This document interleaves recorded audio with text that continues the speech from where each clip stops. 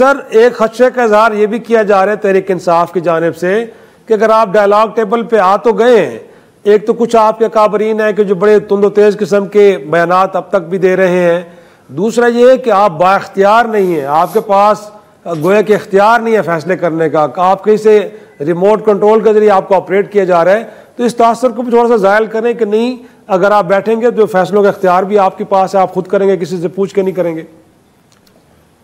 देखिए इफ्तिखार, मैं बड़ा क्लियर बताऊँ ना कि हमारे यहाँ सारे स्टेक होल्डर्स को, पाकिस्तान ऐसा मुल्क है जिनमें आपको सबसे सलाह मशवरा करके जो भी स्टेक होल्डर हैं सारे इंपॉर्टेंट, उनकी राय से करना है और सब लोग इसको मानते हैं। जब देखिए ना उनकी हुकूमत थी PTI की, तो ये बार बार कहते थे ना कि हम इस्टेब्लिशमेंट से एक ही पेज पर हैं, कोई नई बात तो नहीं है, सबको याद है। अभी बात यह है कि वो भी एक इस्टेब्लिशमेंट भी पाकिस्तान के लिए है ना, वो भी पाकिस्तान की जो सल्तनत है, जो रियासत है, तो हम सब मिल के जब बैठेंगे, मैं तो बड़ा ऑप्टिमिस्टिक हूँ कि ये बैठना इटसेल्फ ही इतना इम्पॉर्टेंट है और इतना खुश आमेर है कि मसाइल का हल ज़रूर निकलेगा। इस हल के लिए ही बैठे हैं। अब लचक तो दिखाने पड़ेगी हर एक को, और अब तमाम स्टेक होल्डर्स से मशवरा भी ज़रूरी होगा, जिनका भी इस मुल्क में जिनके जो भी मौजूदा हालात हैं उसके तहत हम सबको पावर लेकर डिस्कस करना पड़ेगी। अपने पॉलिटिकली डिस्कस हो सकता है, इस्टेब्लिशमेंट से तो कोई दुनिया में कहीं डिस्कस नहीं होता। मैंने पिछले दिनों एक कौमी असम्बली में तकरीर की, मैंने कहा मैंने 55 मुल्कों में विजिट किया है, किसी एक जगह भी मैंने एंटी इस्टेब्लिशमेंट पॉलिटिक्स नहीं देखी। बात होती है, इख्तिलाफ राय होता है, पॉलिटिक्स तो आपस में पार्टियों की होती है, पार्टियों की राय होती है। और हमारे यहाँ जो सूरत हाल है उसको देखते हुए हम सब को कंप्रोमाइजिंग और लचक दिखानी होगी। और जो आसिफ जरदारी साहब ने एज ए प्रेजिडेंशियल स्पीच की है ये बजट के बाद साल के लिए, तो उन्होंने खुद ही कहा कि तमाम को 2 कदम पीछे हटना पड़ेगा, उसके बगैर नहीं हो सकता। लचक ज़रूरी है। और अगर कोई इस मौके पे, मैं समझता हूँ कि सबको चाहिए कि कोई ज़्यादा इख्तलाफी बात जब हमने बना दी कमेटियाँ, दोनों ने इत्तेफाक राय से कमेटी बनी है ना, तो उनके ऊपर छोड़ दें, उनको ज़रा थ्रेडबेयर डिस्कस करने दें, मामलात को सुलझाने दें। और हम बाहर से, मैं हूँ या कोई भी हो, कोशिश करें कि हम माहौल को ख़राब ना करें। लेकिन आपकी शेख साहब आपकी हमेशा बड़ी जमहूरी सोच रही है। आप समझते हैं कि इस मुल्क के अंदर पार्लिमान को बालादस्त होना चाहिए, पार्लिमान फंक्शन करे, डिलीवर करे।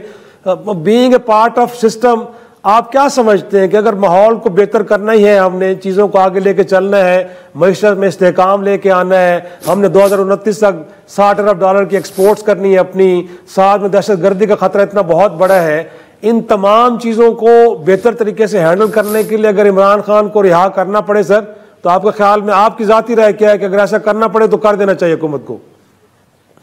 देखिए, मैं अगर ये काम तो अदालतों का है ना जी, का आइन और कानून। अदालतें तो जमानतें भी दे रही हैं, उनको मुख्तलिफ केसेस में बरी भी कर रही हैं, तो उसके बाद केस बन जाता है। जो अदालतें अगर देती हैं तो मुझे तो कोई इतराज़ नहीं है, किसी को भी इतराज़ नहीं है। प्राइम मिनिस्टर साहब को भी कभी देखो ना, नए, मैं समझता हूँ नए केसेस नहीं बनाने चाहिए।